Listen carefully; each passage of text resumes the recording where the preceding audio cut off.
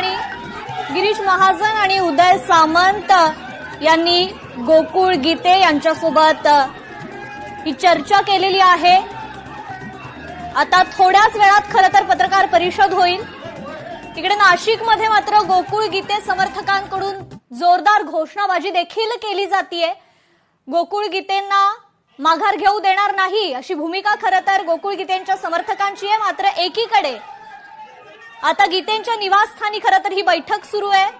मंत्री गिरीश महाजन आणि मंत्री उदय सामंत हे दोघेही त्या ठिकाणी उपस्थित आहेत। या ठिकाणी गीते बंधूंशी हे दोघेही मंत्री चर्चा करतानाच पाहायला मिळतंय। नाशकात गीतेंचं बंड थंड होण्याची ही दाट चिन्ह आता दिसू लागली आहेत। दरम्यान दुसरीकडे गोकुळ गीतेंचे समर्थक मात्र आक्रमक झालेले आहेत। त्यांच्याकडून आम्ही गोकुळ गीतेंना माघार घेऊ देणार नाही अशी घोषणाबाजी करण्यात येतेय। तर एकीकडे ही थेट दृश्य आपण पाहतोय। मंत्री गिरीश महाजन आणि मंत्री उदय सामंत या ठिकाणी गोकुळ गीते आणि गणेश गीते यांच्याशी चर्चा करताना एकूणच हे जे नाशिकची विधान परिषद निवडणुकीची रंगत आहे ती वाढत चाललेली आहे। सस्पेन्स अधिक वाढत चाललाय।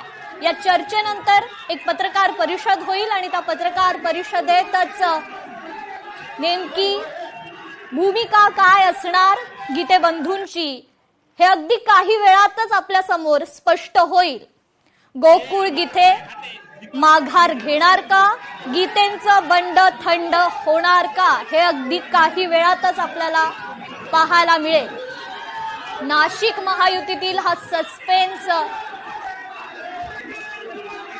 वाढत चाललाय। नाशकात गीतेंचं बंड थंड होण्याची चिन्ह आहेत।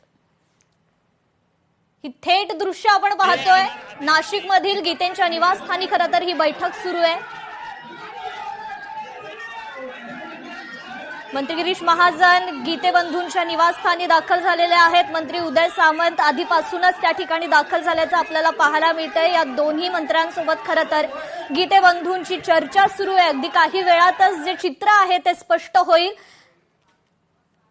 मात्र हा बंड आहे तो थंड होण्याची दाट शक्यता आता वर्तवण्यात येतेय।